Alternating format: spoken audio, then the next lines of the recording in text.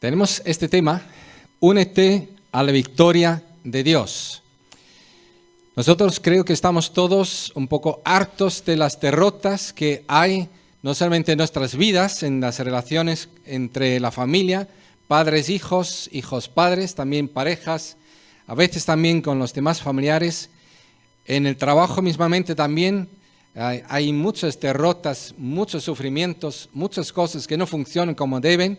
Las relaciones internacionales están muchas veces rotas, hay traición, hay corrupción, leemos en los periódicos, en las noticias vemos y también alrededor de nosotros mismos. Y evidentemente también estamos cansados de estar derrotados por enfermedades que nos persiguen algunas o nos vienen de repente encima que no habíamos contado con ellos y realmente estamos pensando en todo eso, a ver cuándo viene de alguna vez pues alguna victoria sobre todas estas cosas tan lamentables y destructivas. Y creo que en el fondo todos estamos gritando con nuestro corazón, a veces no en voz alta, pero en silencio en nosotros mismos. ¿Cuánto más tengo que esperar a que haya victoria en estas áreas? Estoy completamente cansado, harto, confundido, triste, abatido, depresivo, a veces también. Y eso es una situación que realmente merece una respuesta. Pues queridos, esta respuesta tenemos precisamente en este libro que estamos leyendo, estamos examinando. Parece que no, puede que no lo veas a primera vista, pero voy a intentar explicarte. Pero primero te comento que esta semana, hace pocos días, me paré por aquí cerca para hablar con un señor que conozco, me cae muy bien, es muy gracioso en medio de sus sufrimientos y depresiones y cansancio que tiene la vida. Y yo sé cuál es su mal. O sea que una de las cosas malas que ha sufrido, tal vez lo más grave a nivel personal, ha sido que trabajando demasiado, evidentemente, él mismo lo reconoce, tanto en la construcción como la hostelería. O sea que durante la semana en construcción, fin de semana en hostelería, ha trabajado para tener dinero, tener una buena jubilación. Pues antes de jubilarse le dio un ictus, evidentemente por tanto trabajo, y ha quedado con las secuelas.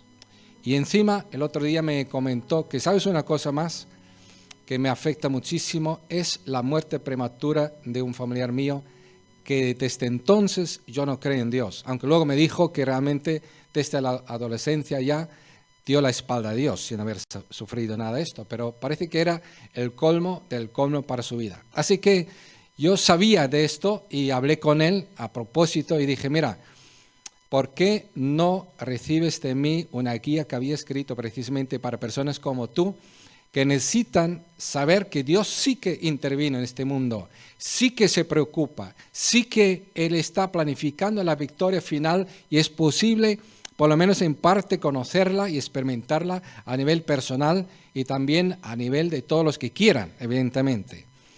Y ahí le dejé con la invitación y nos veremos como es cliente de Oportunio y seguiré orando por él. Pero es una de los muchos ejemplos que podríamos mencionar por qué necesitamos que Dios nos muestre y nos dé la seguridad que la victoria está en camino.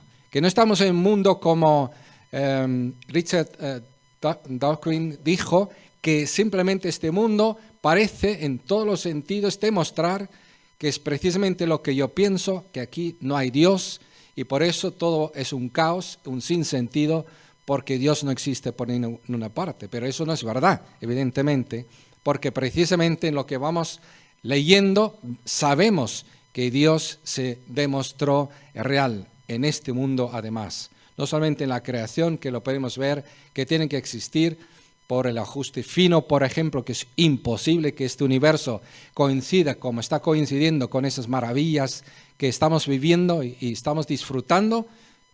Eso es de creación de un creador que ha pensado en ello y lo ha planificado así, sino también intervino en nuestra vida real, en nuestro mundo ha intervenido. Así que vamos a ir leyendo en parte lo que venimos diciendo, pero vamos a empalmar ahí. Sabéis que el libro empieza diciendo que el Verbo es Dios, crea todas las cosas, es la luz que vino a este mundo y a través de él vino la vida, que hubo un hombre, también Juan, el Bautista, que empezó a testificar acerca del Verbo de Dios, que es Dios manifestado en este mundo. Y dice aquí en versículo 14, y el Verbo, que es Dios, que creó todas las cosas, que vino a este mundo, que es la luz que vence las tinieblas no pueden impedir su manifestación, este Verbo se hizo hombre. Se hizo hombre. O sea que una mayor respuesta, más contundente de Dios para decirnos, estáis todos equivocados, cuando estáis afirmando o dudando que yo me preocupo por mi mundo, que yo he dado la espalda a mi mundo, que yo estoy preocupado por otras cosas menos para vosotros y que no intervengo en este mundo, que no hay forma de contar conmigo, es la manera más contundente de responder todas estas dudas y falsas acusaciones contra Dios que han surgido a lo largo de la historia. El Verbo se hizo hombre y habitó entre nosotros. El otro día un cliente también oportuno vino también con esta preocupación que si Dios existe o no existe y si es verdad el cristianismo o no es verdad el cristianismo. Y era una señora con su hija y dije, pues mira, así de sencillo, lo que Jesucristo dijo sobre sí mismo es o una gran mentira y estafa horrible, desechable. Y claro, la joven empezó a asustarse cuando yo dije así contra el cristianismo y Jesucristo dijo, no, aunque yo no soy confirmado, pero yo creo en Jesucristo. Me contestó. Dije, pero déjame explicar, o es una gran mentira o es una verdad universal, contundente y es ineludible. Y es que Jesucristo dijo, yo soy Dios. Eso es para todo el mundo y no hay nadie igual. No hay otras religiones, no hay dudas quién es Dios porque Él es Dios, se ha manifestado. Y tenemos que tomar una decisión contundente porque el mensaje, su testimonio lo es también. Y es lo que leemos aquí. Hemos contemplado su gloria, gloria que corresponde al Hijo unigénito del Padre, lleno de gracia y de verdad, de amor inmerecido significa gracia de verdad. Juan dio testimonio de él y a voz en grito proclamó, este es aquel de quien yo decía, el que viene después de mí es superior a mí, porque existía antes que yo. De su plenitud, aquí no estamos viendo una cosa raquítica, débil, de su plenitud todos hemos recibido favor inmerecido o amor inmerecido sobre amor inmerecido. Pues la ley fue dada por medio de Moisés, mientras que la gracia y la verdad nos han llegado por medio de Jesucristo. A Dios nadie lo ha visto nunca. El Hijo unigénito, quien es Dios y que vive en unión íntima con el Padre, nos lo ha dado a conocer. Es una de las versiones correctas que dice que Jesús es Dios aquí en este texto. Así que para los que dicen que nunca está escrito que Jesús sea Dios, hay muchas citas que dice claramente, como aquí, que Jesús es Dios. Eso para empalmar con lo que ya hemos considerado para tener parte ya de la respuesta que Dios sí que está planificando la victoria. Desde el principio anunció que va a venir el Cristo, el ungido, el que va a nacer de la mujer y que va a aplastar la cabeza de la serpiente, aunque va a ser herido y va a sufrir en este momento de aplastar la serpiente. Y también fue anunciado al Hijo de Abraham, que en él serán bendecidos todas las naciones del mundo. David, por ejemplo, dijo, el Señor dijo a mi Señor, o sea, Yahvé dijo a Yahvé, a Adonai, que siéntate a mi diestra y pondré todos tus enemigos como postrados a tus pies. y es la evidencia que Jesús es Dios, porque es Él el Cristo. También es el Hijo de Salomón, que estará sentado en el trono para siempre, eternamente, y que vivirá eternamente. Pues eso es el Cristo que todo el mundo estaba esperando como el inicio de la gran victoria de Dios. Así que en aquel entonces como hoy estaban hartos de la injusticia social, de la injusticia de los gobiernos, de la injusticia del trabajo, de la pobreza, de los problemas con la salud. En las familias también estaban esperando un profeta llamado Elías, que dice claramente que él vendrá a reconciliar los padres con los hijos y los hijos con los padres. Va a acabar con este trauma de los problemas interrelacionales y de la desigualdad. Él va a venir, va a acabar con ello, así que le estaban esperando también. También se acordaban todos que Moisés había venido y que había hecho Moisés, pues había sacado al pueblo de la esclavitud, del trabajo injusto, de la opresión política, de estar encarcelados donde no querían vivir, para poder sacarlos y poder darles todo lo que necesitan y una tierra prometida. Pues todo eso ellos estaban esperando. Por eso, cuando Juan Bautista empezó a hablar del que ha de venir, que ahora viene, y que todos se preparan porque Dios mismo va a venir, empezaron a preguntar a Juan, entonces tú eres uno de ellos. Y eso es lo que vamos a leer a continuación para que lo entendamos. Pero hacemos una pequeña parada y recordemos, si queremos participar de la victoria en Jesucristo, tenemos que dejar atrás aquello que no tiene que ver con la victoria en Jesucristo. Jesucristo vino para quitar todos los sacrificios para el perdón de los pecados. No hace falta ir de rodillas a ningún sitio para tener perdón de pecados. No hace falta ningún tipo de rituales con agua para nada, para ser limpios de ningún pecado. Ni para unos ni para otros. O sea que lo estoy diciendo como aquellos que también están ayunando para quitar el pecado, para ser santos delante de Dios. Tampoco.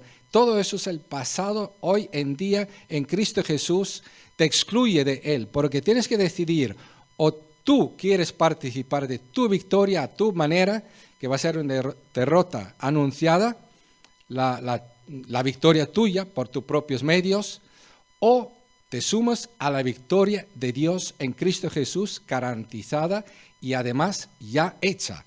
O sea que Jesucristo ya ha vencido y podemos ser parte de esta victoria. Y entonces tenemos que dejar atrás las cosas. Por ejemplo, aquí, cuando uno ve esto, dice, wow, me siento excluido, Dios está muy lejos. Pues eso hay que dejar de tener en tus pensamientos. Dios no está lejos en tu vida, está aquí. Está donde estés también trabajando, en tu casa, cuando vas de camino, cuando vas andando, cuando tienes un problema, ahí está Él contigo. O cuando nosotros aquí oramos, por ejemplo, para aplicarlo a nosotros, no somos 4 privilegiados que tenemos el Espíritu Santo para poder orar y ser escuchados. No es así, que cualquiera tiene acceso a Dios para clamar a Dios. Si ora conforme a la voluntad de Dios, Dios le escucha exactamente igual como cualquier otro que podría estar aquí entre nosotros. Eso nos tiene que quitar de la cabeza que solamente algunos pueden orar y yo no. Inténtalo y verás cómo Dios te escuche igual como cualquier otro. Pero son aplicaciones que a veces no las hacemos y arrastramos lo de antes, lo del viejo pacto, la mentalidad religiosa y apartada. Hoy escuché que venimos al templo, espero que la hermana estaba pensando en nosotros, las personas, porque es una de las mentalidades del viejo pacto. Vamos al templo, aquí no hay templo, queridos, aquí físicamente no hay templo. El templo lo veo aquí, que está sentado, porque nosotros somos templo del Espíritu Santo y no hay otro templo en toda la tierra. Pero fíjate si leo en las noticias que toda una religión mundial se empeña a construir y plantar un templo suyo, como si Dios estuviera ahí presente encima sobre las ruinas de otra religión que tiene ahí su lugar sagrado, y hace poco tenían una guerra impresionante, murieron no sé cuántos miles de personas por estas barbaridades. O sea que hay que empezar a aplicar lo que estamos diciendo.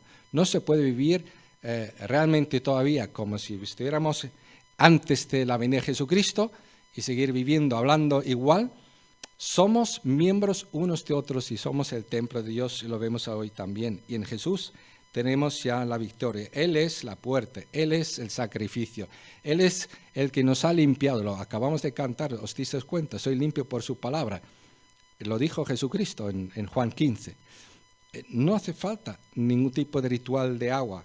Él es la cortina, porque su cuerpo fue quebrantado y rompió lo que nos separaba de la presencia de Dios del lugar santísimo. Dejemos de adorar al Santísimo encerrado en una caja en algún sitio. No tiene ningún sentido, no está allí. Dios no funciona así. No existe así, no se le puede robar ni se le puede comer, nada de esto. Dios es en Jesucristo manifestado, murió una vez, resucitó, está a la diestra de Dios y vendrá en gloria. Así que únete en la victoria de Dios. ¿Y en qué sentido?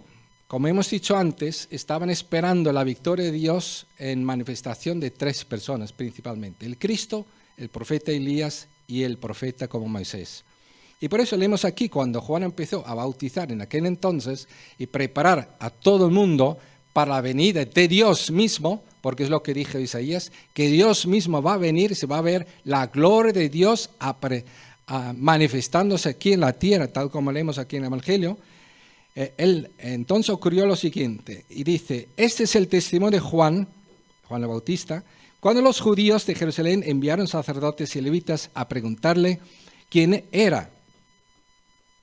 No se negó a declararlo, sino que confesó con franqueza: yo no soy el Cristo. ¿Quién eres entonces?, le preguntaron. ¿Acaso eres Elías? ¿Os acordáis? Aquel que dijo que va a venir a reconciliar los hijos con los padres y los padres con los hijos, y que va a venir antes de que venga el Cristo. No lo soy. Eres el profeta como Moisés, que saca de la esclavitud, que es enviado por Dios, que nos dice lo que tenemos que hacer y que nos garantice la libertad. Entonces, no lo soy. Entonces, ¿quién eres? Tenemos que llevar una respuesta a los que nos enviaron. ¿Qué dices de ti mismo?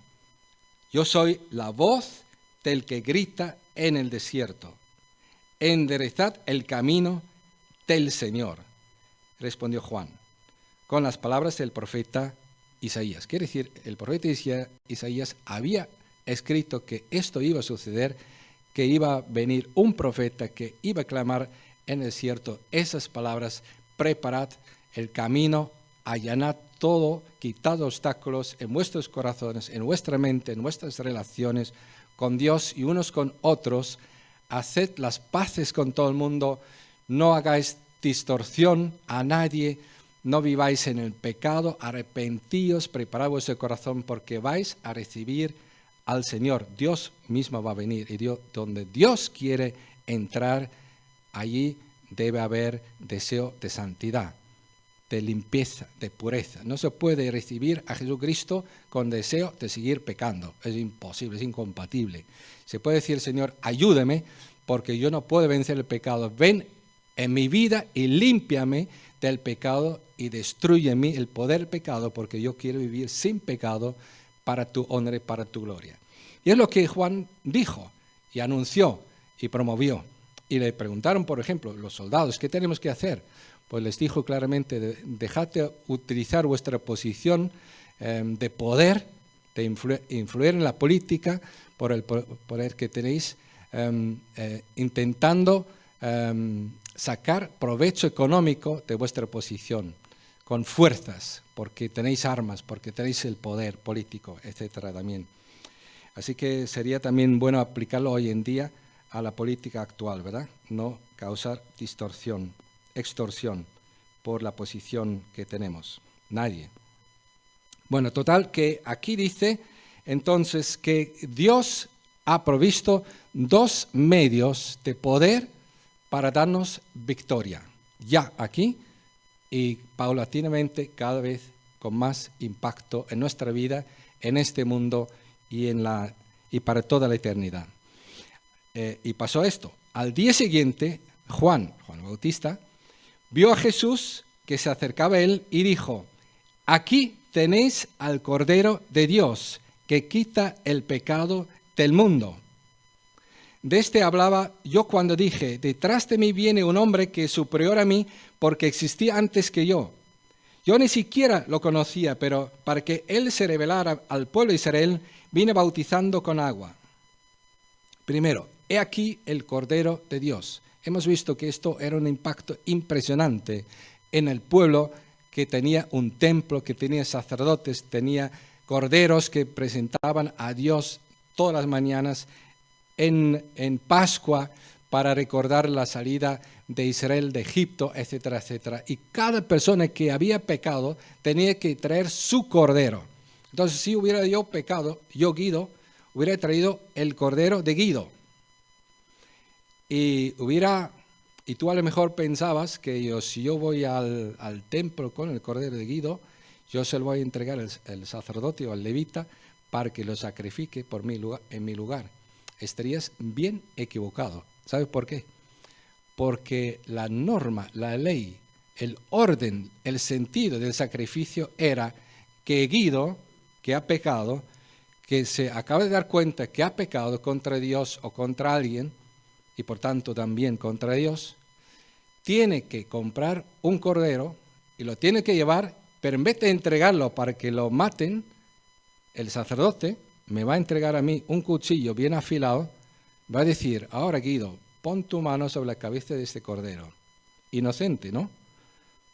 Totalmente limpio, puro, sin defecto. Pon tus manos sobre él y confiesa ahora todos tus pecados, uno por uno. Aquí, en público, venga. Y yo, pum, pum, pum, confesando mis pecados, poniendo mi mano sobre el cordero, para hacer responsable el cordero por mis pecados. Eso era la idea. Poner mis pecados sobre este animal inocente. Dios lo permitía. Porque si no, ¿dónde iríamos con nuestros pecados? ¿Cómo podríamos presentarnos ante Dios con nuestros pecados? Dios permitió descargarlo en ese animal. Pero la condición era que eso, para que sea válido, que yo matara el animal. ¿Sabes por qué? Para que yo esté consciente que yo soy el asesino, o como lo quieres llamar, de este pobre animal por mi maldita y imperdonable pecado, si no fuese por la misericordia de Dios. ¿Te das cuenta? Entonces, por eso dije en la introducción, hay personas que dicen, yo nunca maté. ¿Cómo que no mataste? Cada pecado ha hecho morir a Jesucristo en la cruz, en ese sentido. Ha sido la causa, parte de la causa de su muerte. Somos asesinos del Hijo de Dios, nada menos. ¿Cómo que no hemos matado nunca a nadie? Asesinos del Hijo de Dios. Somos tan culpables como aquellos que gritaron crucifícale. Solo de otra forma, por nuestros pecados, por nuestras maldades, por nuestras injusticias, por nuestra deslealtad, por nuestra pereza, por nuestras mentiras, por nuestro adulterio, por nuestras inmoralidades, por nuestra deslealtad para con Dios y los demás, etcétera, para no seguir. Por nuestro orgullo, por nuestro engaño, por nuestra hipocresía y por todo esto, la barbaridad de este mundo. Y ahora queremos encima hacer a Dios como hacer el culpable que no resuelva los problemas de este mundo que hemos causado nosotros. ¿Os dais cuenta? Eso sería ya el colmo del colmo. O sea, que Dios viene, se hace hombre y muere en lugar de nosotros por nuestros pecados, que no es culpable de ninguno, y hace posible que seamos declarados justos delante de Dios, porque Él muere, el inocente, por los culpables, en la cruz. Resucita y nos ofrece a nosotros ahora perdón de nuestros pecados, una vez por todas, por un solo sacrificio. Y todavía nos atrevemos a dudar del amor de Dios, de que Dios quiere resolver el problema del mundo. Nadie jamás podría demostrar nunca tal decisión, implicación y entrega y amor y poder para contribuir a la solución de este mundo que no sea Jesucristo mismo. ¿Lo veis? ¿O lo tengo que decir otra vez de otra forma? Estuve leyendo en estos días que uno de los escritores y también conferenciantes cristianos, perdió a su padre de cáncer y vio cómo sufrió muriendo con muchísimos dolores de este cáncer. Lo consumió, lo mató. Y se preguntó en algún momento en el sufrimiento, ¿mi fe cristiana me sirve realmente para saber encajar lo que acabo de presenciar y sufrir en mi propia vida con mi Padre que amo tanto? Y reflexionando, llegó a esa conclusión. ¿Cómo podría yo dudar del amor de Dios, del que entregó su Hijo, o Él mismo se hizo hombre, y entregó su vida por mí para llevar mis pecados, para declararme justo, inmerecidamente por haber muerto en mi lugar? ¿Cómo puedo yo dudar de Él? ¿Cómo le podría decir que no he hecho bien, que me estoy quejando ante un amor tan grande? Y eso es lo que aquí vemos al principio del libro de Juan. Dios ha venido a solucionar el problema del mundo y dar victoria sobre la enfermedad, sobre la muerte, sobre la lejanía de Dios, sobre todas las consecuencias del pecado, porque Él es el Cordero de Dios que quita el pecado del mundo. ¿Y qué significa eso? Algunos creo que van a quedar demasiado cortos cuando dicen, bueno, es que Jesucristo murió en la cruz y quitó el pecado una vez por todas y ya no tenemos que tener otro sacrificio, como ya acabo de decir. Pero también está escrito que en Jesucristo tenemos la victoria sobre el poder del pecado. Porque el pecado ya no nos puede acusar, el pecado ya no nos puede separar de Dios. Por lo cual Dios ha podido darnos el Espíritu de Dios, el que ha venido en nuestra vida, si tú has creído en Jesucristo, y está en ti, te da el poder sobre el pecado para que tú no seas parte de las peleas de tu matrimonio, parte de las peleas de tu familia con los hijos y con los padres, parte del problema de este mundo en el sentido de que tú no aportes más problemas, sino soluciones. Eso no quiere decir que no tomes parte del conflicto. Es imposible resolver este mundo sin afrontar los conflictos con valor que tienes que afrontar. Pero lo que sí que es cierto, que es que Jesucristo es la victoria en todos los sentidos que necesitamos. Él es el que trajo perdón a nuestros pecados. Él nos reconcilió con Dios. Él nos limpió de nuestras maldades. Él nos enseñó también lo que es justo. Y no solamente nos está diciendo lo que es justo, sino nos ha dado el Espíritu de Dios. Ha dicho, te doy mi Espíritu para que pienses como yo, para que actúes como yo, para que ames como yo. Acordaos, el primer fruto del Espíritu, ¿cuál es? Amor. Y el siguiente, gozo. O sea, qué victoria. En vez de depresión desesperada, sin ningún sentido, ver este mundo como está, podemos en medio de ello recurrir al Espíritu Santo y decir, dame el gozo que necesito para vivir en este mundo y para afrontar y para dar consuelo a otros. Paz. En vez de estar amargado, con rencor, gritando, insultando, devolviendo mal por mal, robando porque me han robado, mintiendo porque me han mentido. No, podemos vivir en paz, con paciencia, con benignidad y bondad, con fe, con fidelidad, con humildad y mansedumbre. Y podemos tener el poder de Dios en nosotros en vez de estar atemorizados ante un mundo en conflictos y en desgracias. Y podemos nosotros, con el poder y el amor de Dios, ser testigos como Juan el Bautista. ¿Le costó la cabeza? Pues a lo mejor nos cuesta también la cabeza, pero será lo máximo. O sea, qué felicidad poder ir de este mundo y estar con Cristo, diría Pablo, ¿no? Y yo también, sinceramente. A mí me apuntaron con alguna pistola, alguno también quería venir a mi casa para matarme. O sea, no lo digo a lo barato, ¿eh? Y tengo incluso el placer de haber conocido el que apuntó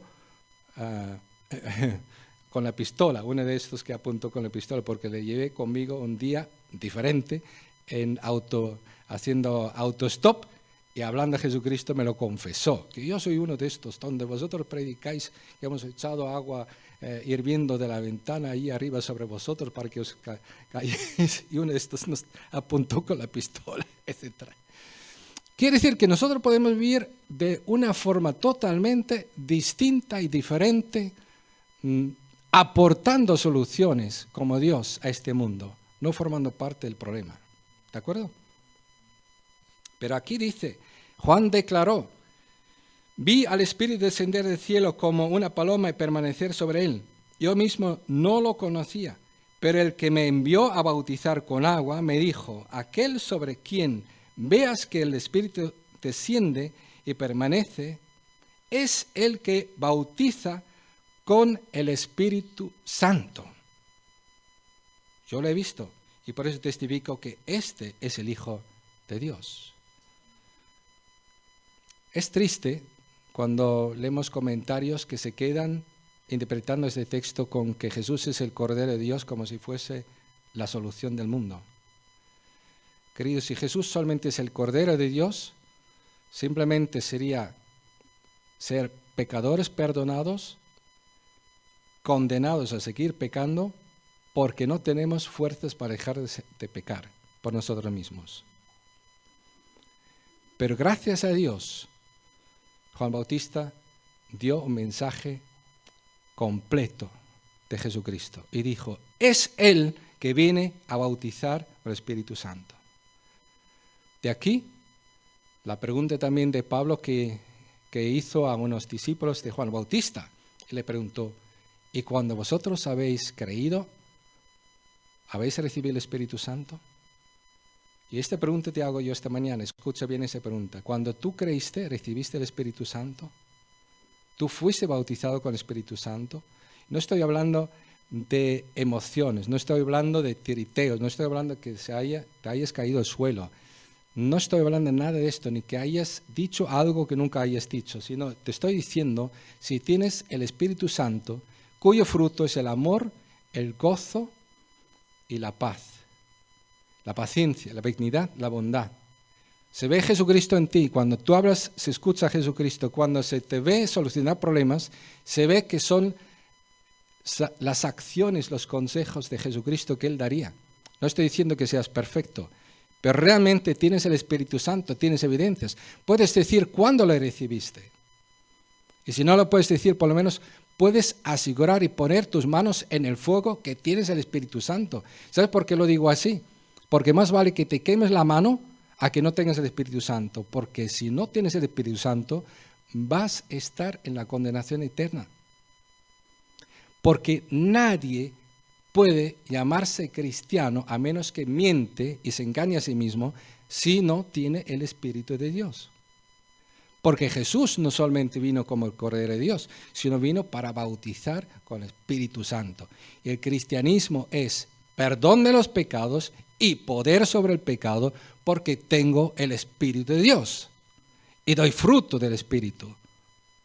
¿Te das cuenta? No estamos hablando aquí de unas teorías que yo me creo un discipulado que estoy rellenando, que está bien.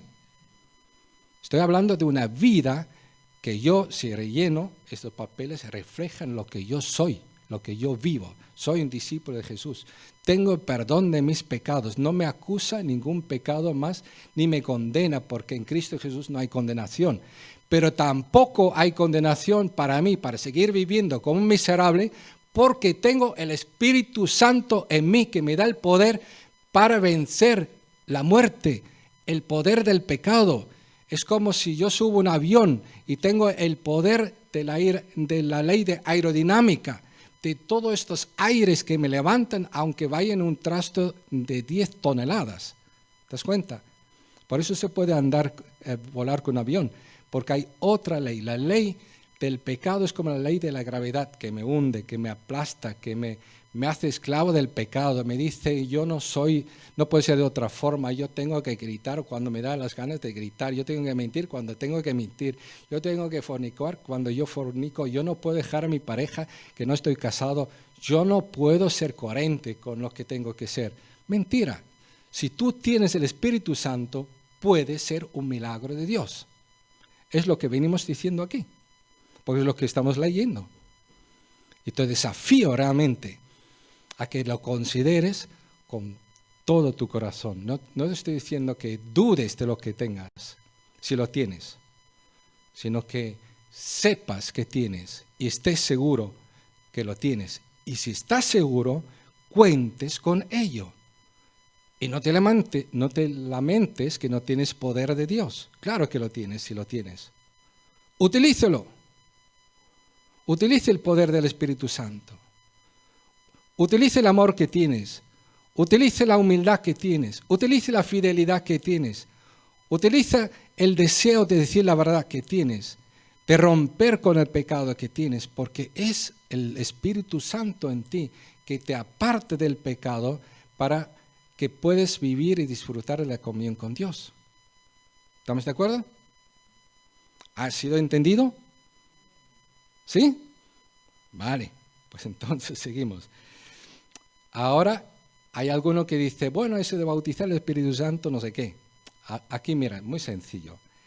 1 Corintios 12, 13 dice, todos fuimos bautizados. O sea que eso de que si tú eres cristiano, has recibido el Espíritu Santo, ahora recibe el bautismo del Espíritu Santo, eso no tiene nada que ver con lo que dice la Biblia. El Espíritu Santo, todos lo han recibido, los que aceptaron a Jesucristo como Señor y Salvador de su vida, creyeron en Él y dejaron de creer en sí mismos, sino aceptaron a Cristo como Señor y Salvador de sus vidas, han sido bautizados en Espíritu Santo. Otra cosa es que se hayan dado cuentas y hayan dejado lugar al Espíritu Santo manifestarse. Porque no hay cosa peor que la incredulidad.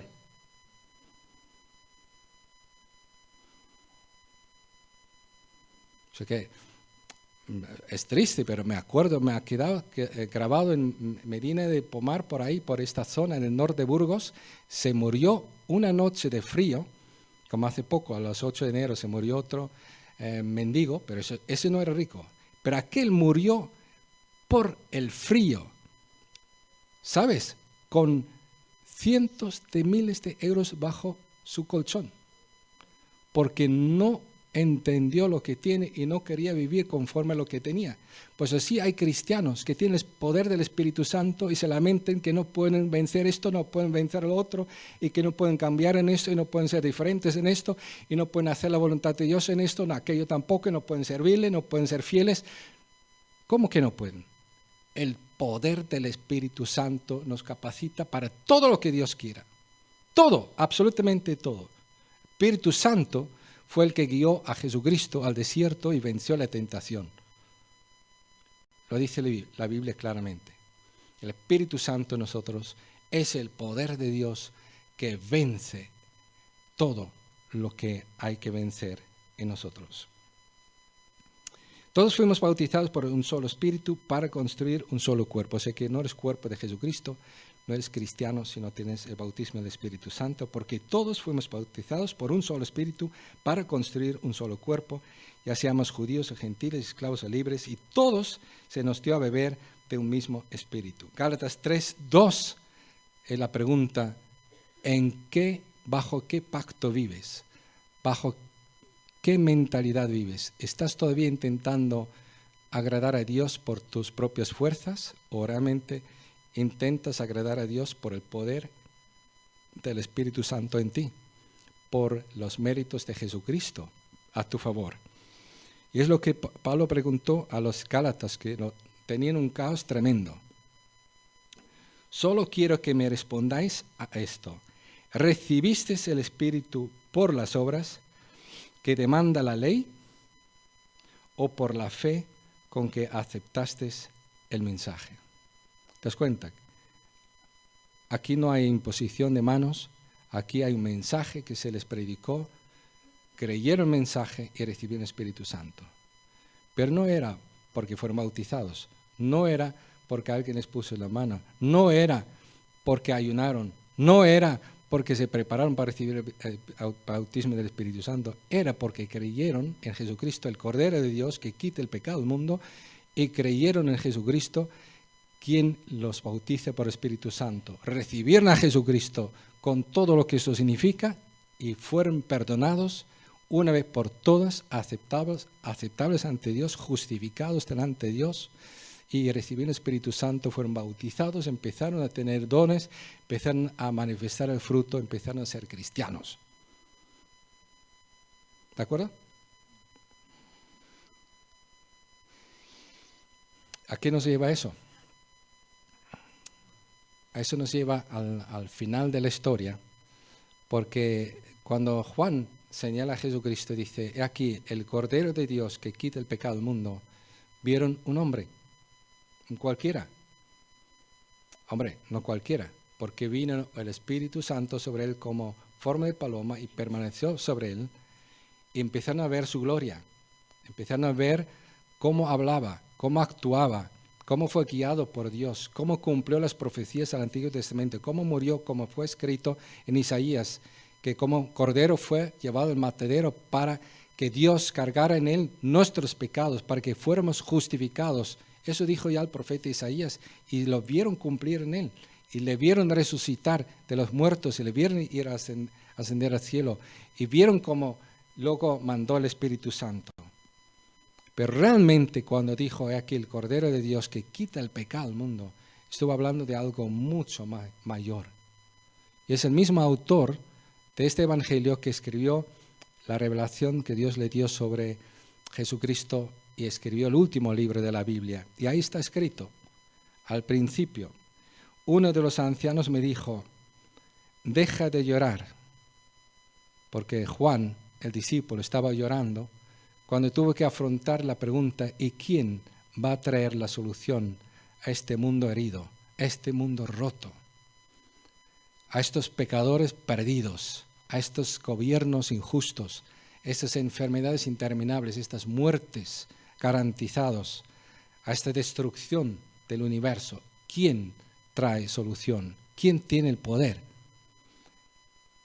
Y uno de los ancianos que estaba en el cielo allí, en la visión, le dijo a Juan, el escritor nuestro, el discípulo de Jesús, deja de llorar, que ya el león de la tribu de Judá, quiere decir, Jesús es descendiente de la tribu de Judá, la raíz de David es este hijo de David, el hijo de Salomón también, ha vencido, ya ha vencido, ya ha vencido. Él sí puede abrir el rollo y sus 7 sellos. Entonces vi en medio de los 4 seres vivientes y del trono y los ancianos a un cordero que estaba de pie y parecía haber sido sacrificado. Entonces vio a Jesús como Cordero de Dios, pero no como un cordero como nosotros estamos acostumbrados, sino con 7 cuernos, hablando figurativamente de su poder absoluto sobre todo el universo, sobre todos los seres, en los cielos, en la tierra y debajo de la tierra, que hayan existido jamás, con 7 ojos, hablando de su omnisciencia, de su espíritu que tenemos realmente, que hemos recibido. Y dice aquí, entonces vi en medio de los 4 seres vivientes del trono, los ancianos, un cordero que estaba de pie y parecía haber sido sacrificado. Tenía 7 cuernos y 7 ojos, que son los 7 espíritus de Dios enviados por toda la tierra. A mí me gusta mucho leer este pasaje y meditar en ello, imaginarme que estoy allí entre todos los creyentes y veo a Jesucristo ya como el Cordero en el futuro, de pie en el trono, ya vencido, ya en Él está determinada la victoria sobre todo mal, sobre todas las deficiencias, sobre todo el pecado, sobre todo engaño, sobre todos los poderes de maldad, absolutamente sobre todo Él tiene la victoria, ha vencido. Yo puedo formar parte de esta victoria. ¿Cómo? Formando parte de Él. Por eso dice, a lo suyo vino, o mejor dicho, a lo que Él ha creado, Él vino y no creyeron en Él, no le recibieron. A lo suyo vino, tampoco le recibieron a su pueblo. Pero los que le recibieron, los que creen en su nombre, han recibido potestad de ser, ¿qué? Herederos de Dios y coherederos con Jesucristo hijos de Dios. Formar parte de este pueblo, del reino de Dios, por haber nacido del Espíritu Santo. Formamos parte de ese pueblo, queridos. Somos parte de los que tenemos ya la victoria en Cristo Jesús. ¿Por qué lo digo así? Porque si realmente lo entendemos cada vez más, yo te pregunto, ¿tú puedes callar algo así? ¿De verdad? ¿Eres tan flojo de carácter, tan miserable, que te puedes callar ante una historia tan imprescindible que todo el mundo lo conozca y te deja igual, indiferente, que la gente va a la condenación eterna alrededor de ti y no participe de esta victoria? Y esté gritando a Dios, por favor, mándame a alguien que me explique por qué estoy sufriendo y cómo salgo de aquí y cómo puedo yo tener una respuesta a este dilema que yo tengo. Yo no puedo creer que Dios sea bueno, porque mira, yo no veo nada bueno, porque no conoce a Jesucristo, no conoce la victoria de Dios, no sabe que Jesucristo ya es el Cordero de Dios que quitó ya el pecado del mundo, también para él. Que Dios no hace acepción de personas, que Dios no es un dictador que dice tú sí y tú no, y tú sí y tú no, y tú sí y tú no. No, Dios... Este amigo mío con el que he hablado, una de las cosas que me dijo, yo te envidio por tu fe que tienes, porque veo que Dios te ha dado este privilegio. Digo, ¿cómo? Mi Dios no es un dictador que me da a mí la fe como un privilegio, a ti no. Tú puedes leer con nosotros el Evangelio de Juan, tú puedes leer esta guía, tú puedes coger el Evangelio de Juan en tu casa. Podemos quedar para hablar más. Tú puedes creer en Jesucristo y puedes tener perdón de pecados, puedes tener respuesta a tus preguntas, puedes conocer el amor de Dios, el poder de Dios en tu vida. ¿Estamos de acuerdo, queridos? Y disculpa si yo digo que si somos tan miserables, pero es que es para ser miserable, para callarnos en historia así. ¿Me explico? ¿De acuerdo? Somos agentes enviados por Jesucristo para ser enviados como Él por el Padre. ¿Para qué? Para ser testigos de Él, para hablar de Jesucristo, para ayudar a otros a conocer a Dios, para reconciliarse con Dios, para tener perdón de sus pecados, para tener el poder del Espíritu Santo, para poder vencer en este mundo que es difícil vivir y cada vez es más difícil. Con cada año más has sufrido más y tienes más problemas de encajar el sentido de esta vida. Por eso es importante que no estemos callados, sino que hablemos. Un poco más adelante en Apocalipsis, Juan vuelve a hablar del Cordero de Dios y dice, porque el Cordero que está en el trono los pastoreará y los guiará a fuentes de agua viva. Fíjate, este mundo tiene sed de agua viva.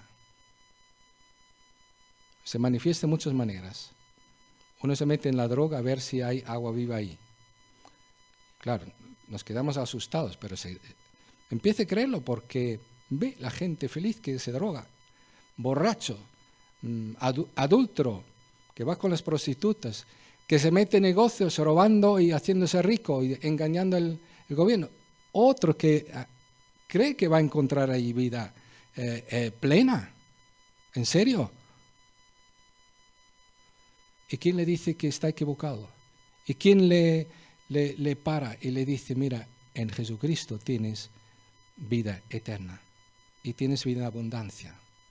No hagas como la samaritana, que probó con un hombre y con otro y con otro y con 5 y con el sexto ya se cansó y solamente se juntó hasta que encontró a Jesús, que la trajo vida en abundancia, agua viva. La gente tiene sed de Dios, aunque no lo sepa, y necesita a Dios, necesita el agua viva. Uno no puede vivir sin agua.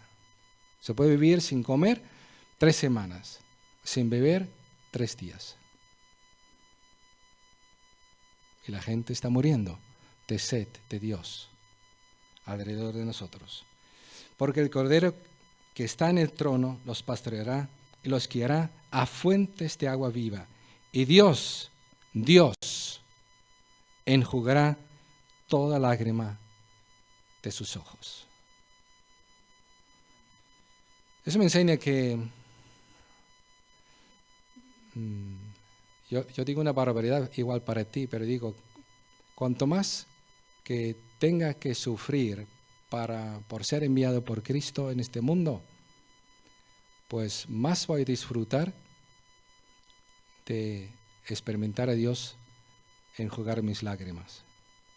Cuanto más uno ha huido de los conflictos, cuanto menos uno se ha comprometido para Dios y menos ha sufrido, más se va a quedar ahí diciendo, pero ¿será posible? No tengo ni una sola lágrima que me puede quitar. He vivido bien, he tenido dinero, buena salud, he vivido bien, no me ha pasado nada, no he sufrido nada.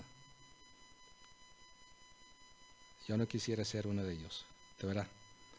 Esa poca vida, que suframos lo que haga falta, pero que sea evidentemente por amor a Cristo, sea amor a la gente y que sea con la cabeza en su sitio. O sea, que no sufrir por sufrir. Pero hay que estar dispuesto a sufrir con Cristo lo que haga falta para también poder reinar con Él y gozarse con Él. Y ser realmente consolados por Él, porque hemos sufrido por Él. Y cuando Dios consuela, te digo, todos nos ha gustado que la mamá nos ha consolado, ¿no? ¿A que sí? Y si tenemos un papá que también era capaz de mostrarnos cariño, que nos haya consolado también. Ahora, nuestra pareja, ¿no? Que nos consuele. O algún hermano en la iglesia que nos consuele. Pues no hay nada cuando Dios nos consuele. Eso va a ser un consuelo maravilloso. Así que, queridos, tengamos esto en cuenta. Y ahora, te pregunto, ¿tú has leído la guía del Evangelio de Juan? Porque ahí pone en el miércoles, da tu testimonio a alguien. ¿Lo has hecho? Porque dice la Biblia, si nosotros somos desafiados a algo, pero no lo hacemos, es como aquel que mira en el espejo lo que tiene que cambiar y no lo cambia. Sigue igual. No seamos oidores, seamos hacedores. Lo digo porque sé que no lo habéis hecho, la mayoría. Porque somos así, nos cuesta hacer lo que tenemos que hacer así. No solamente nuestros hijos, sino nosotros también. Nos cuesta hacer lo que tenemos que hacer. Pero hagámoslo. Dar nuestro testimonio, porque es algo que la gente se puede identificar, decir, este experimentó realmente algo con Dios. Yo también quiero experimentarlo. Y si tú le explicas lo que experimentaste, cómo, tiene una pista muy grande para saber cómo experimentarlo también.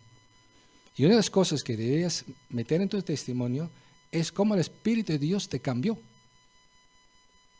Evidencias de un cambio de tu vida. Explíqueselo. Si no sabes hacerlo, mira, aquí tienes la imagen de un vídeo que te mandé para que lo escuches y lo sigues y lo practiques y lo puedes dar el testimonio. Mira, Dios te necesita tu testimonio. Recuerda, Jesús nos envió como el Padre le envió a Él. Y Él vino para dar testimonio de su Padre. Y Él sí que habló. Y nosotros somos mandados para hablar también. No para callarnos. ¿De acuerdo? ¿Todavía me queréis? Lo digo por amor a cada uno de vosotros. A mí me desafiaron también, por eso estoy aquí. Porque si nadie nos desafía, nos acomodamos y no hemos hecho la tarea del testimonio y no lo vamos a hacer ni hoy, ni mañana, ni todo el año. Y la gente va a quedar sin testimonio. Hagamos el testimonio, escribamos el testimonio 5, 7 veces, 10 veces. Tiremos todos los borradores y los queramos de nuevo, porque es importante. ¿De acuerdo? Vale.